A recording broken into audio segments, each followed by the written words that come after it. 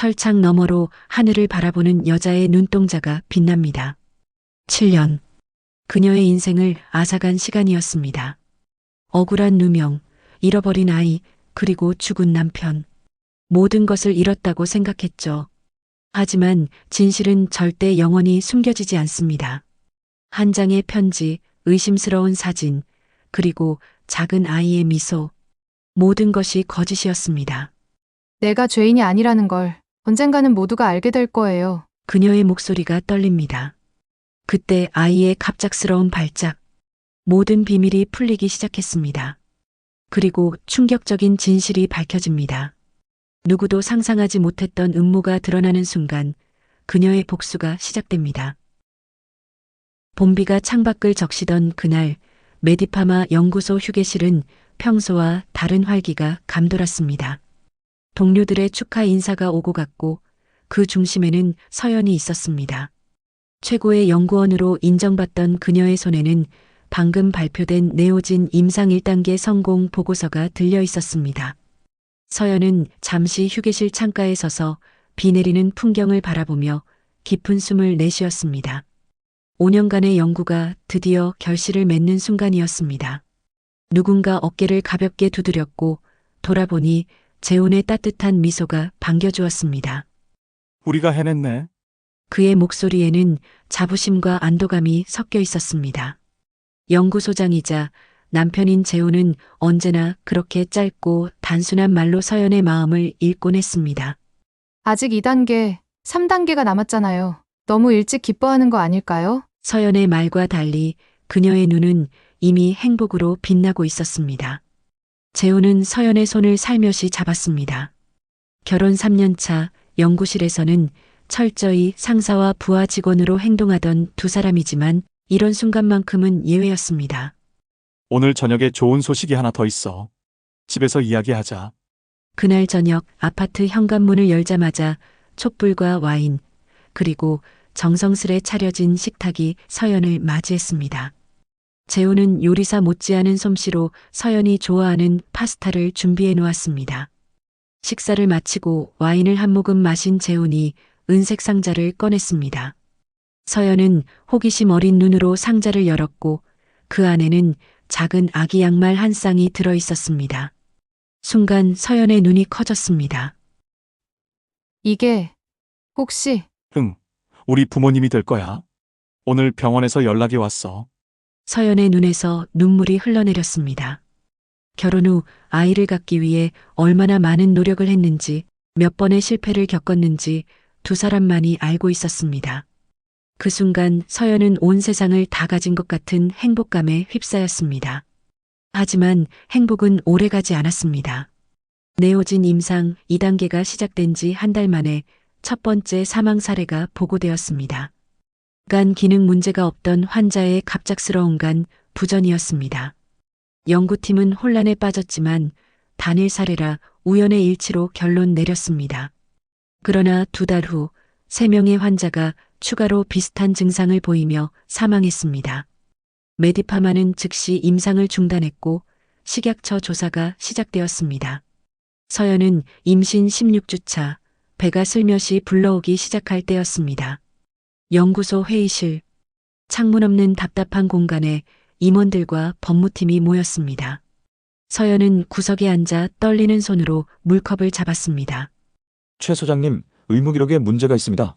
사망한 환자들이 초기간 기능 검사 결과가 변경된 흔적이 있어요. 공기가 얼어붙었습니다. 서연은 남편을 바라보았고 재훈의 얼굴이 창백하게 변하는 것을 보았습니다. 그건 말도 안 됩니다. 누가 그랬는지 철저히 조사해야겠군요. 그날 밤 집에서 재훈은 평소와 달리 말이 없었습니다. 서연이 다가가 어깨에 손을 얹자 재훈은 놀란 듯 고개를 들었습니다. 무슨 일인지 말해줘요. 함께 해결할 수 있을 거예요. 서연아, 난 정말 아무것도 조작하지 않았어. 하지만 모든 증거가 나를 가리키고 있어. 재훈의 목소리가 떨렸습니다. 서연은 남편의 손을 꼭 잡았습니다. 그의 손이 얼음장처럼 차가웠습니다. 우리가 진실을 밝혀낼 거예요. 당신은 결백하잖아요. 그날 이후 재훈은 매일 밤 늦게까지 데이터를 검토했습니다. 서연도 틈틈이 도왔지만 임신으로 인한 피로감에 자주 잠들곤 했습니다. 그러던 어느 날 아침 서연이 눈을 떴을 때 재혼의 자리는 비어 있었습니다. 불안한 예감에 거실로 나간 서연은 테이블 위에 편지를 발견했습니다. 손이 떨렸습니다. 사랑하는 서연에게 미안해. 내가 없는 편이 너와 아이에게 더 나을 것 같아. 모든 일이 내 책임이야. 너는 평생 행복하게 살아줘. 편지를 끝까지 읽기도 전에 현관벨이 울렸습니다. 서연이 문을 열자 경찰이 서 있었습니다. 박서연 씨, 최재훈 씨의 부인 맞으십니까? 유감스럽게도 최재훈 씨가 한강에서 발견되었습니다. 순간 세상이 무너지는 것 같았습니다. 서연의 귀에 경찰의 말이 웅웅거리며 들렸습니다. 다리에 힘이 풀렸고 그 자리에 주저앉았습니다. 가슴 한구석이 찢어지는 듯한 고통이 밀려왔습니다. 장례식은 조용하게 치러졌습니다. 재혼의 어머니 정희는 아들의 관 앞에서 한 방울의 눈물도 흘리지 않았습니다. 그저 굳은 표정으로 서 있을 뿐이었습니다. 서연에게 건네는 시선에는 차가운 비난이 담겨 있었습니다. 내 아들이 왜 이런 선택을 했는지 당신이 더 잘 알겠죠. 정희의 말에 서연의 가슴이 찔렸습니다. 대답할 힘조차 나지 않았습니다. 뱃속의 아이만이 서연을 지탱해주는 유일한 희망이었습니다. 장례식 다음 날 식약처 조사관들이 서연의 집을 방문했습니다. 그들은 재혼의 컴퓨터와 서류들을 압수했습니다. 일주일 후 서연은 경찰서로 출두 요청을 받았습니다. 박서연 씨, 최재훈 씨의 컴퓨터에서 의무기록 변경 흔적이 발견되었습니다. 그리고 그 작업이 진행된 시간에 로그인한 아이디가 당신의 것입니다. 서연의 머릿속이 하얘졌습니다. 그런 적이 없었습니다. 절대로 없었습니다. 그럴 리가 없어요. 제가 왜 그런 짓을... 최 소장님의 자살 전 마지막 메모에 따르면 당신이 그를 대신해서 기록을 조작했다고 합니다. 자신은 몰랐다고요. 서연은 그 자리에서 숨을 쉴 수 없을 만큼 충격을 받았습니다. 재훈이 왜 그런 거짓말을 남겼는지 이해할 수 없었습니다. 불현듯 뱃속에서 아이가 움직이는 것을 느꼈습니다.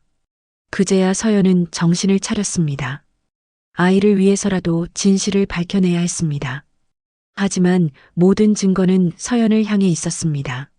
재훈의 컴퓨터에서 발견된 메모, 서연의 아이디로 접속된 기록, 서연이 담당했던 임상 데이터 정리. 변호사는 임신 중인 상태를 고려해 최대한 감형을 받는 방향으로 재판에 임하자고 조언했습니다. 재판은 서연의 임신 후반기와 겹쳤습니다. 배가 불러올수록 법정에서 받는 시선은 더욱 차가워졌습니다. 피해자 가족들의 원망 어린 눈빛, 언론의 비난, 그리고 무엇보다 시어머니 정희의 냉담한 태도가 서연을 괴롭혔습니다. 선고 당일 서연은 혼자 법정에 섰습니다. 정희는 오지 않았습니다. 피고인 박서연, 의료법 위반 및 증거인멸 혐의로 징역 7년을 선고합니다. 서연의 귀에 판사의 선고가 메아리처럼 울렸습니다. 7년. 아이가 7살이 될 때까지 함께 할 수 없다는 의미였습니다. 그 순간 서연의 눈에서 뜨거운 눈물이 흘러내렸습니다. 구치소에서의 출산은 고통스러웠습니다. 차가운 수갑을 찬 채로 병원으로 이송되어 경찰의 감시 속에 아이를 낳아야 했습니다. 하지만 작은 딸의 얼굴을 처음 본 순간 모든 고통이 사라졌습니다. 하늘아. 엄마가 너무 미안해. 딸의 이름은 하늘. 재훈과 함께 정했던 이름이었습니다. 맑고 넓은 하늘처럼 자유롭게 자라길 바라는 마음을 담았습니다. 서연은 단 3일만 아이와 함께할 수 있었습니다. 그 짧은 시간이 서연의 인생에서 가장 행복하고도 괴로운 순간이었습니다. 아이를 누구에게 맡겨야 할지가 가장 큰 고민이었습니다. 서연의 부모님은 이미 돌아가셨고 친척들은 멀리 살았습니다. 유일한 선택지는 시어머니 정희뿐이었습니다. 정희가 면회를 왔을 때 서연은 놀랐습니다. 재판 이후 처음 보는 얼굴이었습니다. 아이는 내가 키우겠어요. 최씨 집안의 핏줄이니까. 차갑고 사무적인 목소리였습니다. 하지만 그 순간 서연에게는 그 말이 구원처럼 들렸습니다. 어머님, 하늘이를 잘 부탁드려요. 걱정 마세요. 잘 키우겠습니다. 정희의 품에 하늘이를 안겨주는 순간 서연의 심장이 찢어지는 듯 했습니다. 작은 손가락으로 서연의 손을 꼭 잡고 있던 하늘이 그 따스한 온기가 서연의 손에서 멀어져 갔습니다. 교도소로 돌아온 서연은 며칠 동안 아무것도 먹지 못했습니다. 하늘이의 울음소리가 귓가에 맴돌았고 작은 몸의 체온이 피부에 남아있는 것 같았습니다. 빈 가슴을 부여잡고 밤마다 흐느꼈습니다. 시간이 흘러 서연이 수감된 지 한 달쯤 되었을 때 첫 편지가 도착했습니다. 정희가 보낸 하늘이의 사진과 짧은 편지였습니다. 하늘이는 잘 지내고 있습니다. 걱정 마세요. 차가운 말투였지만 서연에게는 그것만으로도 큰 위로가 되었습니다. 사진 속 하늘이는 평화롭게 자고 있었습니다. 서연은 그 사진을 가슴에 품고 밤을 보냈습니다. 그 후로 정희는 한 달에 한 번씩 하늘이의 사진과 소식을 보내왔습니다. 처음 웃은 날, 첫 이가 난 날, 처음 뒤집기를 한 날. 서연은 그 편지들을 모아 작은 상자에 보관했습니다. 그 상자는 서연에게 유일한 희망이자 버팀목이 되었습니다. 철창 너머로 보이는 작은 하늘 조각을 바라보며 서연은 다짐했습니다. 언젠가 이곳을 나가 하늘이를 만날 수 있을 그날까지 무슨 일이 있어도 살아남겠다고, 그리고 반드시 진실을 밝혀내겠다고. 하지만 서연은 알지 못했습니다. 그 진실이 얼마나 잔인하고 하늘이가 겪고 있을 현실이 얼마나 고통스러울지를. 봄비가 내리는 아침, 서연은 7년 만에 교도소 철문을 나섰습니다. 차가운 빗방울이 얼굴에 닿는 감각이 낯설었습니다. 자유의 공기를 깊이 들이마시자 가슴이 먹먹해졌습니다. 소지품이 담긴 작은 가방 안에는 하늘이의 사진들과 편지가 가장 소중히 보관되어 있었습니다. 서연의 머릿속은 오직 하나의 생각뿐이었습니다. 하늘이, 이제 7살이 되었을 그녀의 딸. 서연이 직접 안아보지 못한 첫 돌, 첫 걸음마, 첫 말, 첫 이빨이 빠지는 순간 모든 것을 사진으로만 봐야 했던 시간이 이제 끝났습니다. 정희가 보내준 주소로 향하는 버스 안에서 서연은 마지막으로 받은 하늘이의 사진을 꺼내보았습니다. 교복 같은 옷을 입고 미소 짓고 있는 하늘이. 어느덧 초등학생이 되었다니 믿기지 않았습니다. 버스가 목적지에 가까워질수록 서연의 심장은 더 빠르게 뛰었습니다. 손바닥에 땀이 배었고 다리가 떨렸습니다. 7살 아이에게 자신을 어떻게 소개해야 할지, 하늘이가 자신을 어떻게 받아들일지, 수많은 걱정이 머릿속을 채웠습니다. 마침내 정희의 집 앞에 도착했습니다. 고급 아파트 단지였습니다. 서연은 깊게 숨을 들이마시고 초인종을 눌렀습니다. 한참이 지나도 대답이 없었습니다. 다시 한 번, 그리고 또 한 번 눌렀지만 집 안에서는 아무런 소리도 들리지 않았습니다. 이상한 예감에 서연은 경비실로 향했습니다. 안녕하세요. 302호에 사시는 윤정희 씨 댁을 찾고 있는데요. 302호요. 거기는 3년 전에 이사 가셨는데요. 해외로 가셨다고 들었습니다. 서연의 얼굴에서 핏기가 싹 빠졌습니다. 다리에 힘이 풀려 그 자리에 주저앉을 뻔했습니다. 혹시 어린 여자아이도 같이 있었나요? 7살 정도 된. 글쎄요. 그 집에 아이가 있었는지는 모르겠네요. 혼자 사시는 걸로 알고 있었는데. 서연의 귓가에 웅웅거리는 소리가 들렸습니다. 몸이 얼어붙는 것 같았습니다. 하늘이가 여기 없다면, 그렇다면 그동안 받아온 사진과 편지는 무엇이었을까요? 머릿속이 하얗게 변했습니다. 정희의 휴대폰 번호로 전화를 걸었지만 없는 번호라는 안내만 들렸습니다. 서연은 가방에서 떨리는 손으로 마지막 편지를 꺼냈습니다. 봉투 뒷면에 적혀 있는 발신인 주소를 확인했습니다. 그 주소는 방금 찾아간 아파트가 아닌 다른 곳이었습니다. 새로운 주소를 찾아간 서연은 그곳이 사서함 대행업체임을 알게 되었습니다. 직원은 그 사서함이 3년 전에 해지되었다고 했습니다. 더 이상의 정보는 얻을 수 없었습니다. 그날 밤 서연은 싼 모텔방에 누워 천장을 바라보았습니다. 지난 7년간 받아온 모든 사진과 편지를 바닥에 펼쳐놓고 하나하나 살펴보았습니다. 그제야 이상한 점들이 눈에 들어왔습니다. 사진 속 하늘이의 얼굴이 항상 같은 각도에서 찍혔다는 것, 배경이 어딘가 부자연스럽다는 것. 손이 떨리는 가운데 서연은 인터넷 검색을 시작했습니다.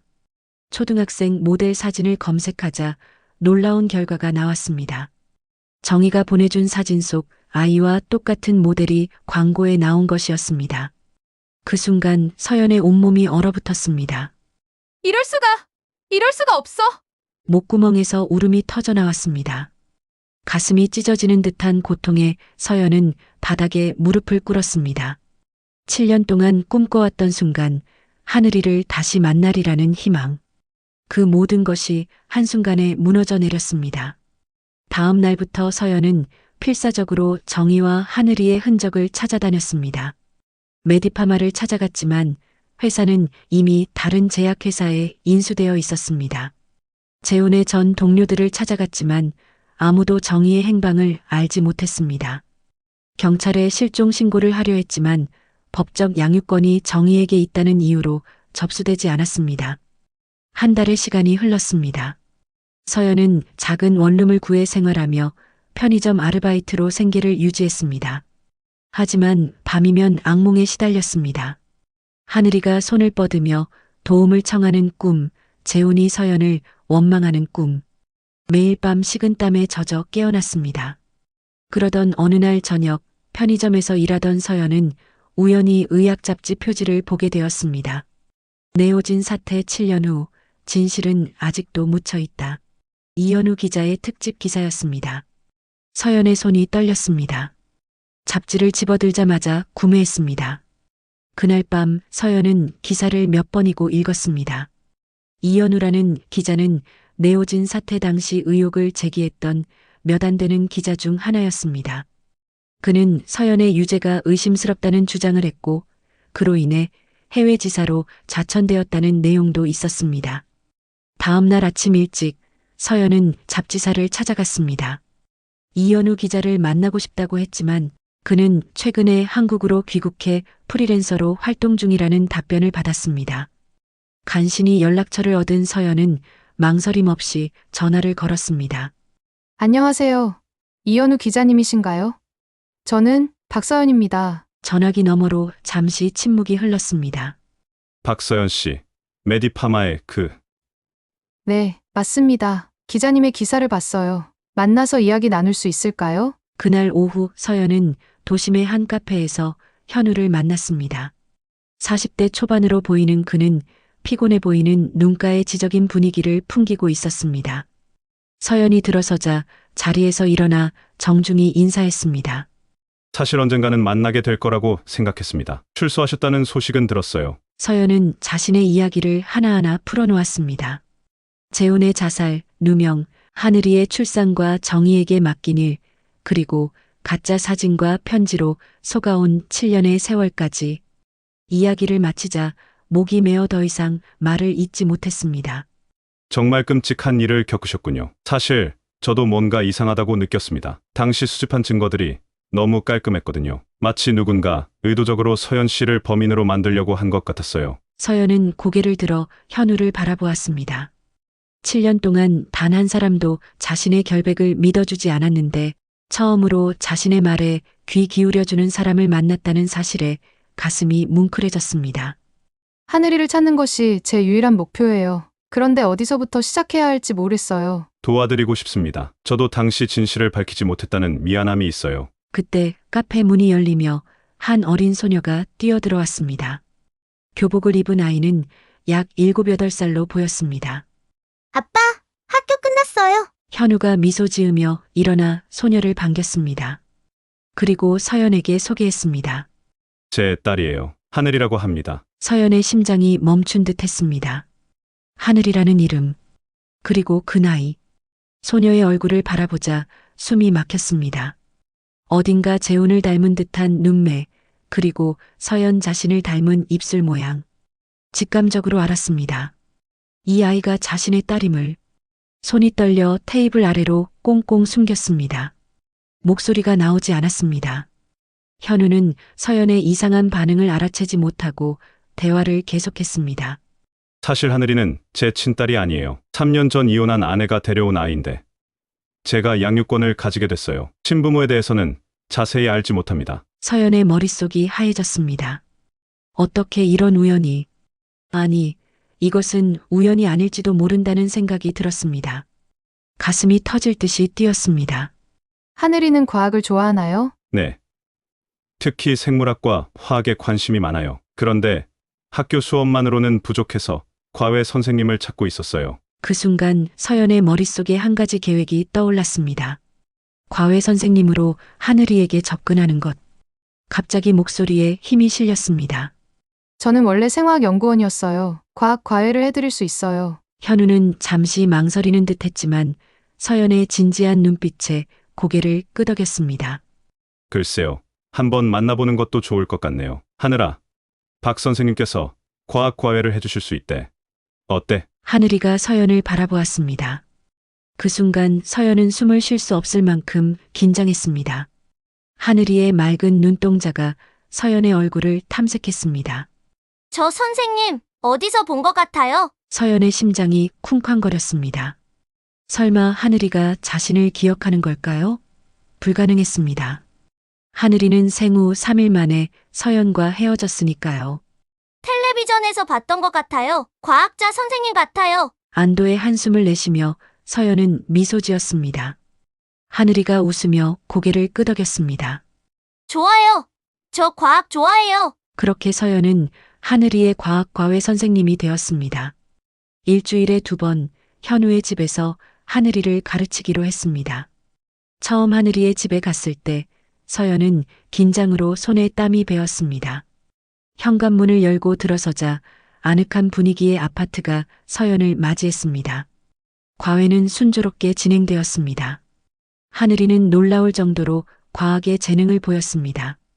특히 생물학 분야에서는 또래보다 훨씬 앞서 있었습니다. 서연은 자신의 딸이 자신을 닮았다는 사실에 가슴이 뿌듯했습니다.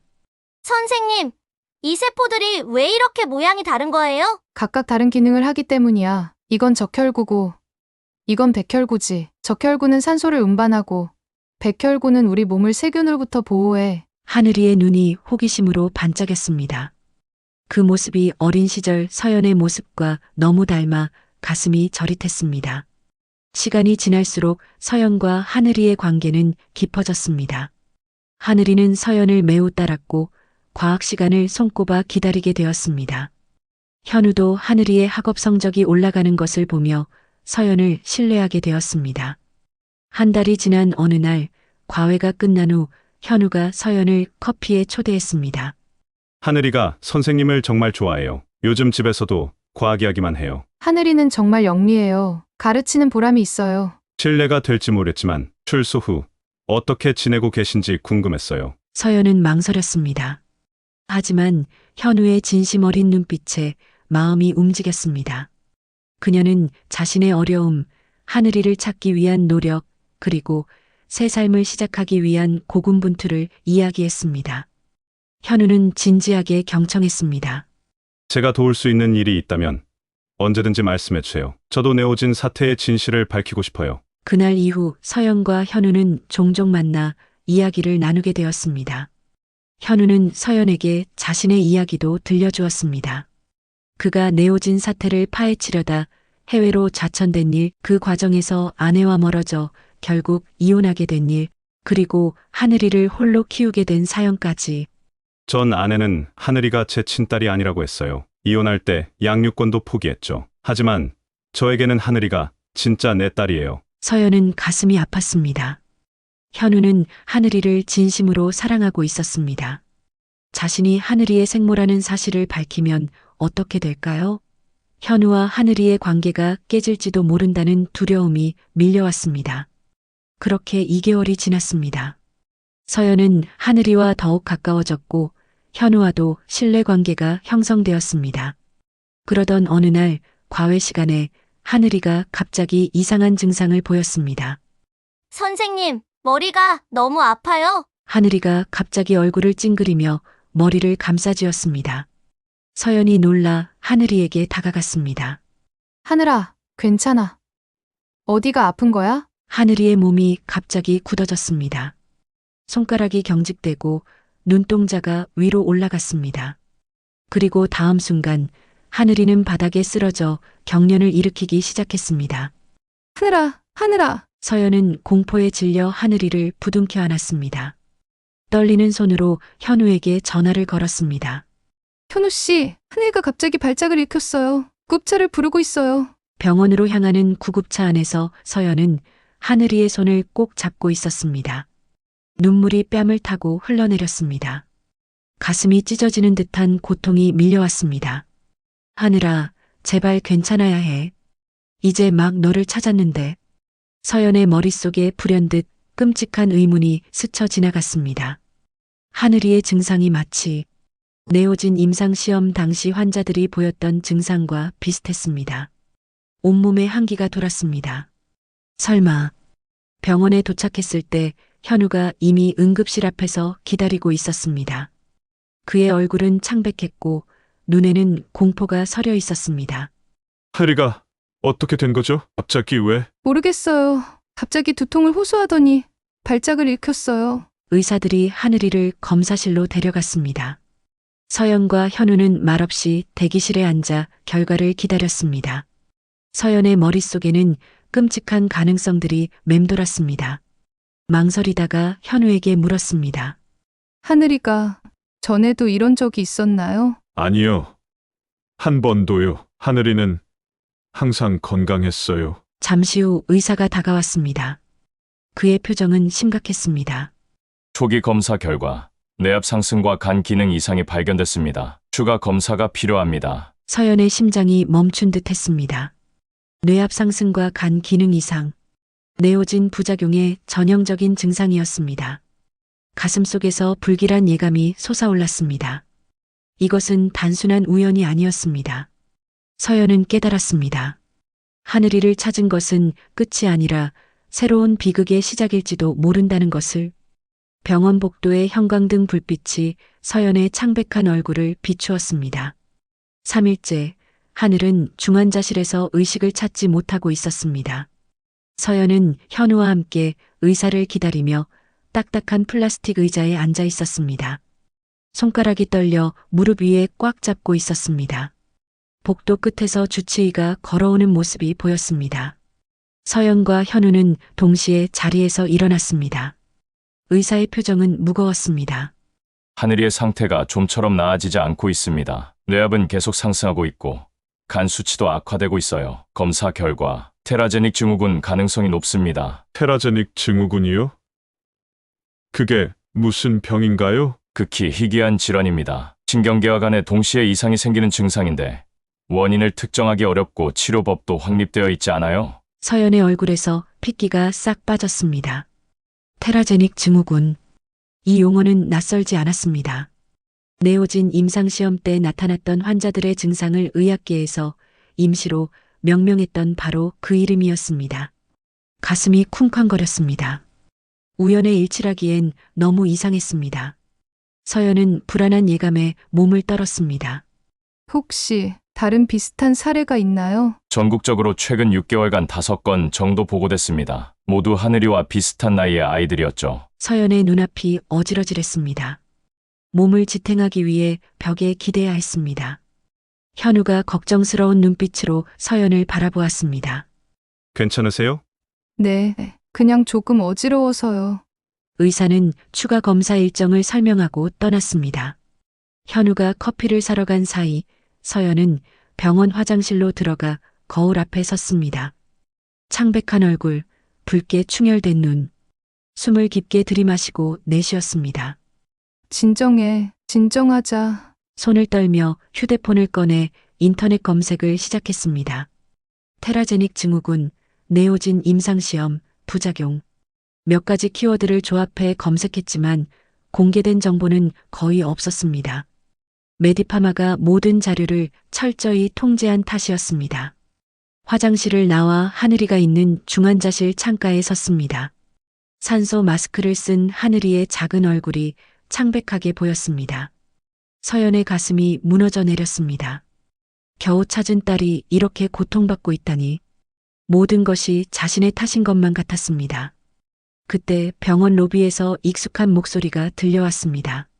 서연은 반사적으로 기둥 뒤로 몸을 숨겼습니다. 목소리의 주인공은 40대 후반의 세련된 여성이었습니다. 김지수, 현우의 전처였습니다. 내 딸이 여기 입원해 있어요. 하늘이라고요. 서연의 심장이 멈췄습니다. 지수가 하늘이의 어머니라는 사실을 알고 있었지만 이렇게 갑자기 나타날 줄은 몰랐습니다. 병원 직원이 지수를 중환자실 방향으로 안내했습니다. 서연은 떨리는 다리로 현우를 찾아 나섰습니다. 현우는 커피 2잔을 들고 오고 있었습니다. 서연이 다급히 다가갔습니다. 지수 씨가 왔어요. 현우의 얼굴이 굳었습니다. 커피잔을 가까운 테이블에 내려놓고 서둘러 중환자실 쪽으로 향했습니다. 서연도 그 뒤를 따랐습니다. 중환자실 앞에서 지수는 의사와 이야기를 나누고 있었습니다. 현우가 다가가자 지수의 표정이 차갑게 변했습니다. 왜 내게 연락하지 않았어? 우리 딸이 이렇게 아픈데. 지금까지 하늘이에게 관심도 없더니 갑자기 웬 걱정이야? 서연은 뒤에서 그들의 대화를 지켜보았습니다. 지수의 시선이 서연에게 향했습니다. 날카로운 눈빛이 서연을 꿰뚫었습니다. 이분은 누구죠? 하늘이 과학 선생님이야. 하늘이가 발작을 일으켰을 때 함께 있었어. 지수가 서연을 위아래로 훑어보았습니다. 서연은 그 시선에 숨이 막혔습니다. 지수의 눈에서 무언가 스치는 것 같았습니다. 혹시 자신을 알아본 것일까요? 혹시 박서연 씨? 메디파마의 그 서연의 심장이 쿵 내려앉았습니다. 현우가 놀란 듯 두 사람을 번갈아 보았습니다. 네, 맞습니다. 흥미롭네요. 어떻게 하필 우리 하늘이의 선생님이. 지수의 목소리에 날이 서 있었습니다. 그녀는 현우에게 몸을 돌렸습니다. 하늘이를 다른 병원으로 옮기겠어. 그리고 양육권 문제도 다시 생각해봐야겠어. 현우의 얼굴이 창백해졌습니다. 서연은 가슴이 조여드는 것을 느꼈습니다. 지수가 남긴 말은 분명한 위협이었습니다. 지수가 떠난 후 현우와 서연은 병원 카페에 앉았습니다. 현우는 혼란스러운 표정이었습니다. 지수가 어떻게 당신을 알아본 거죠? 그녀가 메디파마에서 일했나요? 아니, 하지만 지수는 여러 제약회사와 거래하는 홍보 대행사에서 일했어요. 어쩌면 그때 알게 됐을 수도. 서연은 잠시 고민하다 결심한 듯 깊은 숨을 내쉬었습니다. 현우 씨, 사실 하늘이의 병, 테라제닉 증후군은 네오진 임상시험 때 나타났던 증상과 정확히 일치해요. 현우의 눈이 커졌습니다. 서연은 조심스럽게 말을 이었습니다. 그리고 더 신박한 것은 다른 환자들도 있다는 거예요. 같은 나이대의 아이들이. 이건 단순한 우연이 아닌 것 같아요. 무슨 말씀이세요? 설마 네오진이 지금까지 영향을 미치고 있다는 건가요? 아직 확실한 건 아니에요. 더 많은 정보가 필요해요. 재훈이의 연구 노트를 찾을 수 있다면. 그때 서연의 휴대폰이 울렸습니다. 발신자 표시가 없는 번호였습니다. 망설이다 전화를 받았습니다. 여보세요? 박서연 씨. 저예요, 김태준. 서연의 눈이 커졌습니다. 김태준은 메디파마에서 함께 일했던 연구원이었습니다. 재훈의 자살과 서연의 수감 후 그는 회사를 떠났다고 들었습니다. 태준 씨? 네오진 일로 연락했어요. 당신이 출소했다는 소식을 들었고 하늘이가 아프다는 것도 알아요. 서연의 손에 힘이 빠졌습니다. 어떻게 태준이 하늘이에 대해 알 수 있었을까요? 만나서 이야기해요. 당신에게 보여줘야 할 것이 있어요. 현우의 도움으로 서연은 약속 장소로 향했습니다. 도심 외곽의 한적한 카페였습니다. 태준은 이미 구석진 자리에 앉아 있었습니다. 예전보다 수척해 보였고 눈에는 피곤함이 가득했습니다. 오랜만이에요, 서연 씨. 어떻게 저를 찾았어요? 그리고 하늘이에 대해서는 어떻게? 제가 계속 지켜보고 있었어요. 당신이 출소한 후부터. 그리고 메디파마에도 아직 내부 인맥이 있어서. 태준이 노트북을 꺼내 보여주었습니다. 화면에는 여러 의료 차트와 데이터가 나열되어 있었습니다. 이건 네오진 임상시험 피험자 데이터예요. 그리고 이건 다른 창을 열자 최근 테라제닉 증후군으로 진단받은 아이들의 차트가 나왔습니다. 두 데이터 세트 사이에 연관성이 있어요. 테라제닉 증후군 환자들은 모두 네오진 임상시험 참가자의 자녀들이에요. 서연의 심장이 멈췄습니다. 턱이 떨어졌고 손이 저절로 입을 막았습니다. 그게 어떻게 가능한 거죠? 네오진이 유전자 변이를 일으킨 것 같아요. 부모에게는 증상이 나타나지 않았지만 2세대에서 발현되고 있어요.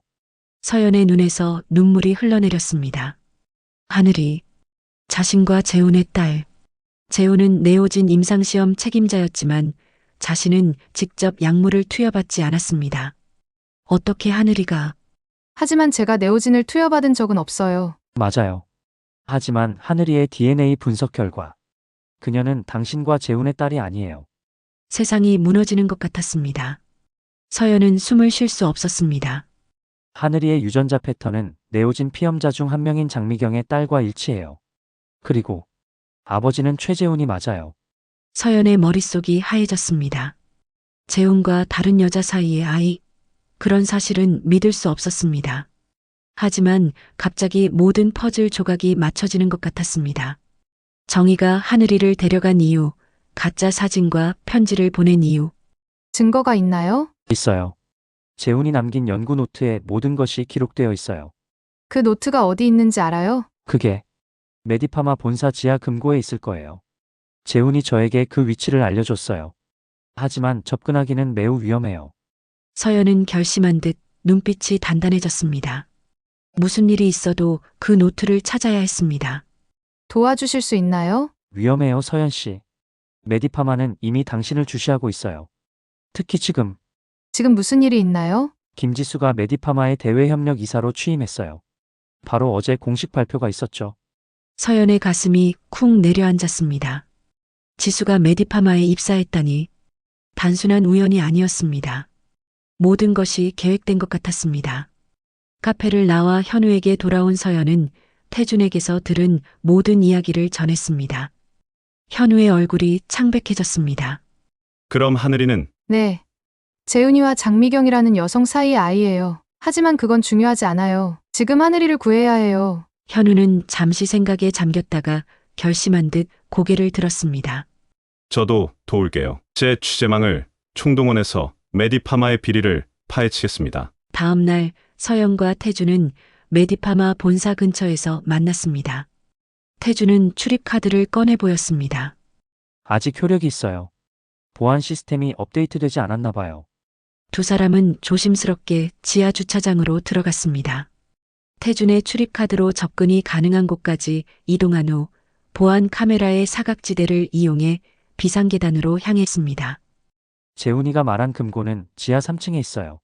하지만 그곳은 보안이 매우 삼엄해요. 계단을 내려가는 동안 서연의 심장은 터질 듯이 뛰었습니다. 이런 위험을 감수할 만큼 하늘이에게 필요한 정보였습니다. 지하 3층에 도착해 조심스럽게 문을 열었습니다. 그때 갑자기 복도 저편에서 목소리가 들렸습니다. 서연과 태준은 급히 근처 청소도구함에 몸을 숨겼습니다. 두 남자가 대화하며 지나갔습니다. 윤비서 일 참 안 됐지. 갑자기 그렇게 사고를 당하다니. 그러게. 경찰은 뺑소니라고 하던데. 하필 강 이사한테 그 자료를 전달하려던 참이었다면서. 서연은 귀를 기울였습니다. 윤비서, 강민호, 재훈의 비서였던 사람이었습니다. 그가 사고를 당했다니. 두 사람이 지나간 후 서연과 태준은 다시 움직이기 시작했습니다. 태준이 가리킨 금고는 복도 끝 보안문 너머에 있었습니다. 여기까진 왔는데 이 문은 특별 권한이 있어야 해요. 서연은 문 옆의 키패드를 살펴보았습니다. 네 자리 숫자를 입력하는 시스템이었습니다. 갑자기 머릿속에 윤 비서의 이름이 스쳤습니다. 그리고 비서가 전달하려던 자료. 3571. 한번 해볼까요? 그게 뭔가요? 재훈이가 좋아하던 숫자예요. 결혼기념일이었죠. 태준이 조심스럽게 숫자를 입력했습니다. 잠시 후 초록색 불이 켜지며 문이 열렸습니다. 두 사람은 놀란 눈빛을 교환했습니다. 안으로 들어서자 작은 방이 나타났고 중앙에는 대형 금고가 있었습니다. 이번에도 네 자리 코드가 필요했습니다. 같은 번호로 해볼게요. 다시 3571을 입력하자 금고가 열렸습니다. 안에는 여러 파일과 함께 검은색 노트북이 있었습니다. 그리고 그 옆에는 하늘색 노트가 놓여 있었습니다. 서연이 노트를 집어들었습니다. 표지에는 재훈의 필체로 프로젝트 아쿠아라고 쓰여 있었습니다. 서연이 노트를 펼치자 숨이 막혔습니다. 첫 페이지에는 네오진의 유전적 영향에 관한 상세한 연구 결과가 기록되어 있었습니다. 그리고 마지막 페이지에는 충격적인 내용이 적혀 있었습니다. 네오진 임상시험 참가자 중 일부에게서 생식세포 돌연변이가 발견됨. 2세대에서 심각한 신경계 및 간 손상 가능성 있음. 임상 즉시 중단 권고. 그리고 그 아래에는 더 충격적인 문장이 있었습니다. 내 아이도 위험에 처해 있다. 하늘이를 지켜야 한다. 서연의 손이 떨렸습니다. 재훈은 알고 있었던 것입니다. 하늘이가 위험하다는 것을. 그래서 임상 중단을 주장했던 것이었습니다. 재훈이 자살한 게 아니었어. 그때 갑자기 경보음이 울렸습니다. 자동 보안 시스템이 작동한 것이었습니다. 태준이 서연의 팔을 잡았습니다. 가야 해요, 빨리. 서연은 재빨리 노트와 노트북을 가방에 넣고 태준을 따라 달렸습니다. 복도를 지나 비상계단으로 향하는 순간 뒤에서 발소리가 들렸습니다. 거기서! 태준이 서연을 앞으로 밀었습니다. 먼저 가요.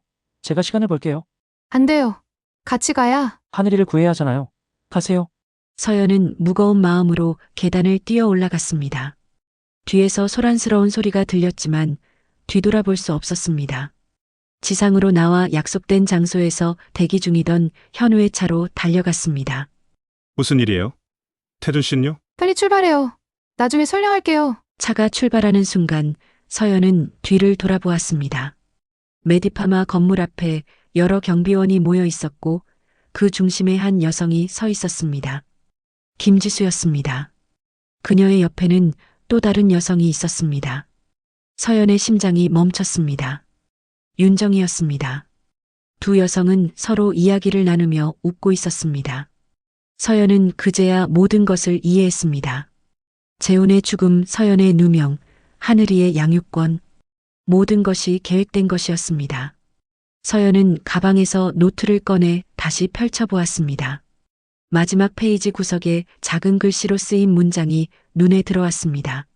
모든 일의 배후에는 윤태성이 있다. 윤태성, 메디파마의 전략기획실장, 윤정이의 오빠, 모든 것이 연결되기 시작했습니다. 서연은 굳은 표정으로 앞을 바라보았습니다. 이제 진실을 밝힐 시간이었습니다. 병원 중환자실의 모니터에서 울리는 경고음이 서연의 귀를 파고들었습니다. 하늘의 상태가 급격히 악화되고 있었습니다. 창백한 얼굴로 산소 마스크를 끼고 누워있는 하늘을 바라보며 서연의 심장이 찢어지는 듯 했습니다. 간 수치가 계속 올라가고 있어요. 뇌압도 위험 수준입니다. 이대로 가면 의사의 말끝이 흐려졌지만 그 의미는 명확했습니다. 시간이 얼마 남지 않았다는 것. 서연은 떨리는 손으로 재훈의 연구 노트를 꽉 움켜쥐었습니다. 답은 여기 있을 것이라는 믿음으로. 제게 시간을 주세요. 48시간만요. 치료법을 찾을 수 있어요. 병원을 나선 서연은 현우와 함께 임시로 마련한 실험실로 향했습니다. 태준의 도움으로 대학 연구실 한 구석을 빌린 공간이었습니다. 재훈의 노트를 펼치자 복잡한 화학식과 임상 데이터가 빼곡히 적혀 있었습니다. 이해할 수 있나요? 네, 재훈이가 네오진의 부작용을 중화할 약물을 연구하고 있었어요. 안티진이라고 명명했네요. 서연의 손가락이 페이지 위를 가로질렀습니다. 눈이 빠르게 움직이며 정보를 흡수했습니다. 7년간의 수감 생활이 무색하게 연구원으로서의 감각이 되살아났습니다. 밤새 연구에 몰두한 서연의 눈은 충혈되어 있었습니다. 커피잔이 수북이 쌓였고 화이트보드는 메모로 가득 찼습니다. 현우가 걱정스러운 눈빛으로 다가왔습니다. 좀 쉬세요. 이러다 쓰러져요. 쉴 시간이 없어요. 하늘이가 기다리고 있어요. 목소리가 떨렸습니다. 눈물을 참으며 서연은 다시 노트로 시선을 돌렸습니다. 그때 한 페이지가 눈에 들어왔습니다. 성분 A37, 메디파마 특수 보관실 보유라는 메모였습니다. 찾았어요. 안티진의 핵심 성분이에요. 하지만 메디파마에 있다니. 서연의 얼굴이 어두워졌습니다. 메디파마에 다시 들어간다는 것은 자살 행위나 다름없었습니다. 특히 태준이 붙잡힌 후에는 더욱 경계가 삼엄할 터였습니다. 다른 방법은 없나요? 없어요. 이 성분은 메디파마가 독점 개발한 거예요. 시중에서는 구할 수 없어요. 잠시 생각에 잠겼다가 서연의 눈에 결연한 빛이 어렸습니다. 깊게 숨을 들이마신 후 휴대폰을 꺼냈습니다. 윤정희에게 전화할 거예요. 뭐라고요? 그게 무슨 소용이? 그녀는 지금도 메디파마와 연결되어 있어요. 그리고 지금 제 손에 그녀가 두려워할 무기가 있어요. 서연은 재훈의 노트 마지막 페이지를 가리켰습니다. 윤태성이 윤정희의 숨겨진 아들이라는 메모였습니다. 현우의 눈이 커졌습니다. 이게 무슨 뜻인가요? 윤태성은 메디파마 전략기획실장으로 알려져 있죠. 하지만 사실은 정희의 아들이에요. 불륜으로 태어난 아이라 숨겨왔던 거죠. 실제 나이는 40대 초반으로 위장하고 있지만 서류상으로는 30대 중반이에요. 서연은 떨리는 손으로 정희의 번호를 눌렀습니다. 세 번째 신호음 후에 통화가 연결되었습니다. 누구시죠? 저예요. 박서연입니다. 잠시 침묵이 흐른 후 정희의 차가운 목소리가 들려왔습니다. 뭘 원하시나요? 성분 A37이 필요해요. 하늘이를 살리기 위해서. 무슨 소리인지 모르겠군요. 끊겠습니다. 윤태성에 대한 진실을 알고 있어요. 당신의 숨겨진 아들이죠. 전화기 너머로 정희의 숨이 멈추는 소리가 들리는 듯 했습니다. 서연은 계속해서 압박했습니다. 지금 당장 만나서 이야기해요. 그렇지 않으면 이 정보가 언론에 공개될 거예요. 1시간 후 서연은 도심의 조용한 카페에서 정희를 기다리고 있었습니다. 현우는 근처에서 대기하며 상황을 주시했습니다. 카페 문이 열리고 정희가 들어왔습니다. 7년 전보다 더 나이 들었지만 여전히 위험 있는 자태를 유지하고 있었습니다. 증거는 어디 있죠? 서연은 노트 사본을 슬며시 밀어보였습니다. 정희의 얼굴이 창백해졌습니다. 떨리는 손으로 노트를 집어들었습니다. 어떻게 이걸? 중요한 건 그게 아니에요. 하늘이가 죽어가고 있어요. 성분 A37이 필요해요. 지금 당장. 정희의 눈에 갈등이 비쳤습니다. 잠시 침묵 후 그녀는 한숨을 내쉬었습니다. 태성이가 알면 저를 절대 용서하지 않을 거예요. 그는 재훈이를 죽였어요. 그리고 저에게 누명을 씌웠죠. 그를 보호할 가치가 있나요? 정희의 눈에 순간 충격이 스쳤습니다. 그녀는 알고 있지 않았던 것 같았습니다. 서연은 재훈의 노트에서 발견한 내용을 설명했습니다. 태성이 네오진의 부작용을 알고도 임상을 강행한 것, 재훈이 이를 폭로하려 하자 살해한 것, 그리고 서연에게 누명을 씌운 과정까지. 그럴 리가. 진실을 직면하세요. 그리고 선택하세요. 범죄자인 아들을 계속 보호할 건지 아니면 죄 없는 아이의 생명을 구할 건지. 정희의 눈에서 눈물이 흘러내렸습니다. 오랜 침묵 끝에 그녀는 가방에서 작은 카드를 꺼냈습니다. 이걸로 특수 보관실에 들어갈 수 있어요. 성분 A37은 냉장고 3번에 있어요. 하지만 이건 제가 마지막으로 도와주는 거예요. 서연은 고개를 끄덕이며 카드를 받았습니다. 카페를 나서는 정희의 뒷모습이 왠지 외롭게 보였습니다. 그날 밤 서연과 현우는 정희의 카드로 메디파마 특수 보관실에 침입했습니다. 서연의 손이 떨렸지만 목표는 명확했습니다. 하늘을 살리기 위해 무슨 일이든 할 각오가 되어 있었습니다. 성공적으로 성분 A37을 확보한 두 사람은 서둘러 실험실로 돌아왔습니다. 다음 24시간은 서연에게 인생의 가장 중요한 시간이었습니다. 재훈의 노트를 따라 안티진을 합성하는 과정은 극도로 복잡했습니다. 한 번의 실수도 용납되지 않았습니다. 손끝에서 흐르는 땀, 긴장으로 굳은 어깨, 그리고 점점 희미해지는 시야에도 불구하고 서연은 포기하지 않았습니다. 정말 대단해요. 7년 동안 연구를 쉬었는데도 이런 복잡한 과정을. 절박함이 저를 움직이는 거예요. 하늘이를 위해서라면. 목소리가 떨렸습니다. 서연의 눈에 눈물이 맺혔지만 재빨리 닦아내고 다시 작업에 집중했습니다. 마침내 투명한 액체가 담긴 바이알이 완성되었습니다. 안티진의 첫 번째 시제품이었습니다. 이제 테스트해야 해요. 어떻게요? 임상 없이 바로 하늘이에게 투여할 순 없잖아요. 저에게 주사하겠어요. 현우의 얼굴이 창백해졌습니다. 서연은 결연한 표정으로 주사기를 준비했습니다. 삐쳤어요? 너무 위험해요. 다른 방법이 없어요. 제 몸으로 안전성을 확인해야 해요. 서연은 팔을 걷어 올렸습니다. 손이 떨렸지만 마음은 확고했습니다. 주사 바늘이 피부를 관통했고 투명한 액체가 천천히 혈관으로 주입되었습니다. 잠시 후 서연의 얼굴이 창백해지기 시작했습니다. 심장이 빠르게 뛰었고 호흡이 가빠졌습니다. 괜찮아요. 이건 예상된. 말을 마치기도 전에 서연은 쓰러졌습니다. 현우가 급히 달려와 그녀를 부축했습니다. 공포에 질린 얼굴로 서연의 맥박을 확인했습니다. 다행히 맥박은 약하지만 규칙적이었습니다. 3시간 후 서연은 마침내 눈을 떴습니다. 몸은 약했지만 의식은 명료했습니다.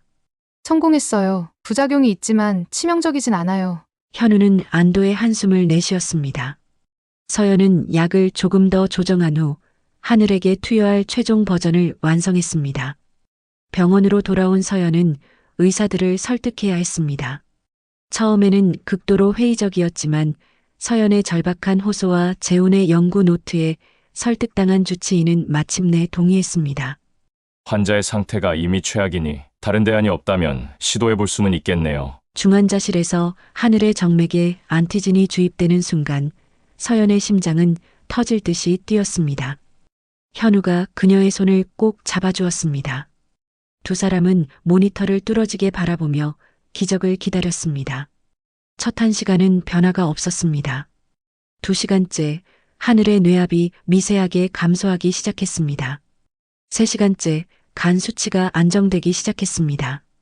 6시간째 하늘의 손가락이 미세하게 움직였습니다. 움직였어요. 하늘이 움직였어요. 서연의 눈에서 눈물이 흘러내렸습니다. 가슴 속에서 무언가가 터지는 듯한 감각이 밀려왔습니다. 12시간이 지났을 때 하늘은 마침내 눈을 떴습니다. 흐릿한 시선으로 주변을 살피던 그녀의 눈이 서연에게 멈추었습니다. 선생님, 그 작은 목소리에 서연의 심장이 떨렸습니다. 주체할 수 없는 눈물이 볼을 타고 흘러내렸습니다. 하늘이 살아있다는 사실만으로도 세상 전체를 얻은 것 같은 기분이었습니다. 하늘아, 괜찮아. 이제 괜찮아. 다음 며칠간 하늘의 상태는 기적적으로 호전되었습니다. 의사들도 놀랄 정도로 빠른 회복이었습니다. 서연은 하늘의 곁을 한시도 떠나지 않고 지켰습니다. 책을 읽어주고 이야기를 들려주며 때로는 그저 손을 잡고 있는 것만으로도 행복했습니다. 일주일 후 하늘은 일반 병실로 옮겨졌습니다. 창가에 앉아 하늘이가 좋아하는 과학책을 읽어주던 서연에게 하늘이 물었습니다.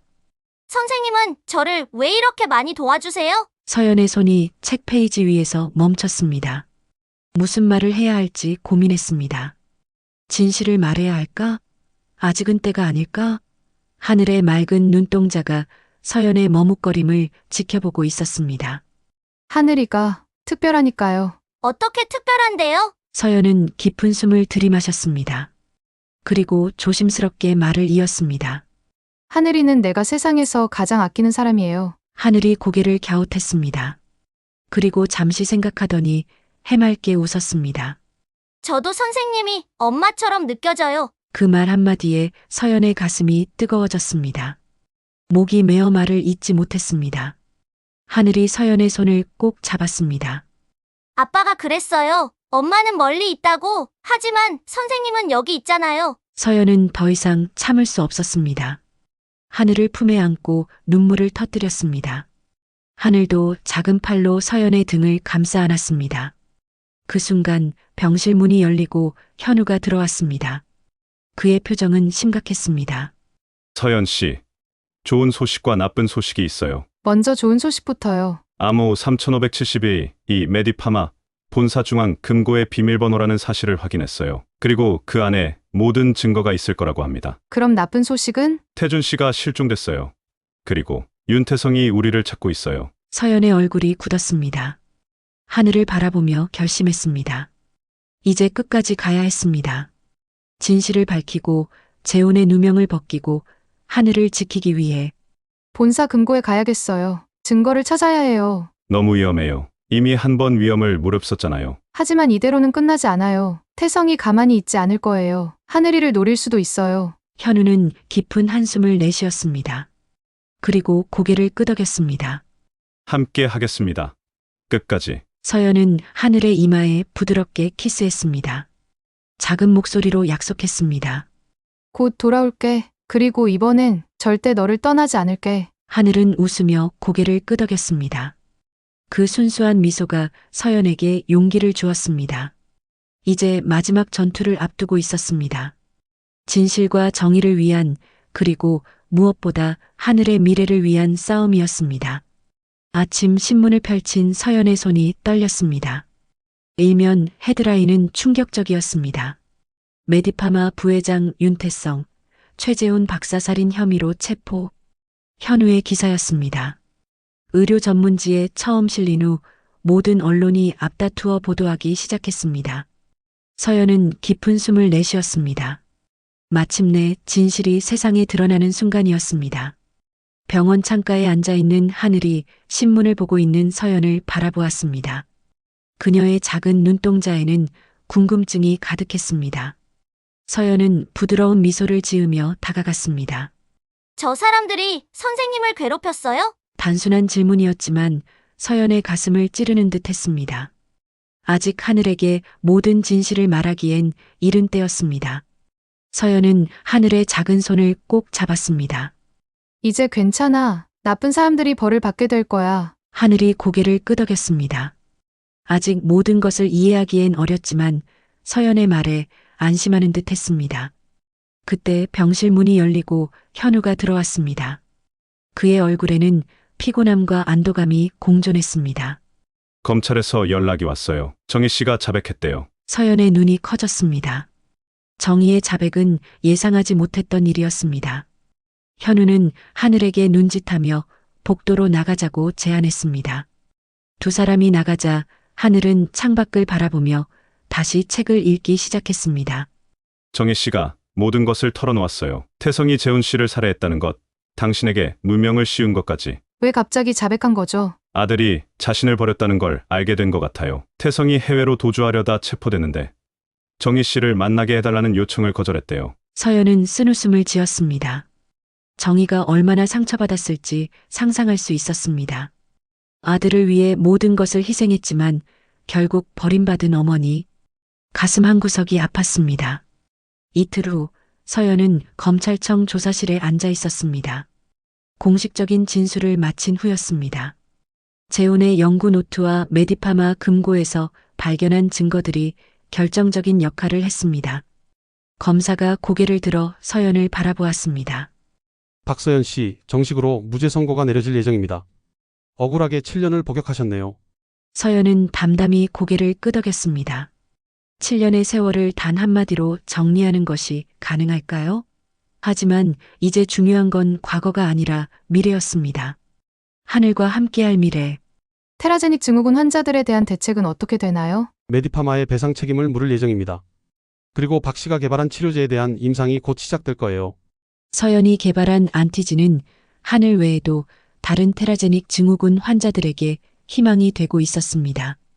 임시 승인을 받아 몇몇 환자들에게 투여했고 모두 긍정적인 반응을 보였습니다. 병원으로 돌아가는 길 서연의 휴대폰이 울렸습니다. 생소한 번호였습니다. 망설이다가 받았습니다. 여보세요? 박서연 씨. 김지수입니다. 서연의 걸음이 멈췄습니다. 현우의 전처이자 하늘의 양육모였던 지수. 메디파마 대외협력이사로 서연을 방해했던 그 여자였습니다. 한 번만 만나주실 수 있을까요?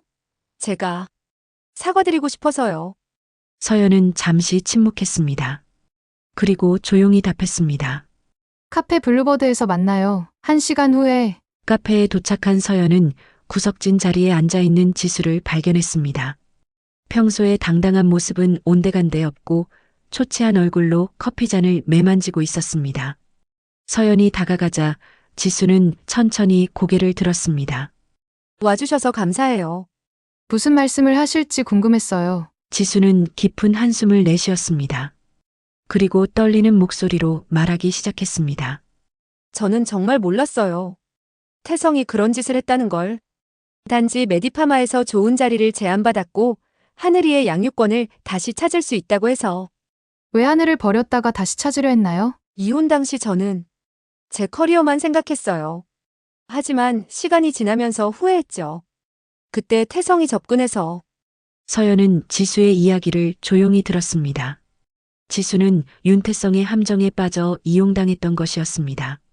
하늘을 이용해 현우를 압박하고 서연의 접근을 막기 위한 계략이었습니다. 하늘이 잘 지내나요? 네. 많이 좋아졌어요. 곧 퇴원할 수 있을 거예요. 다행이네요.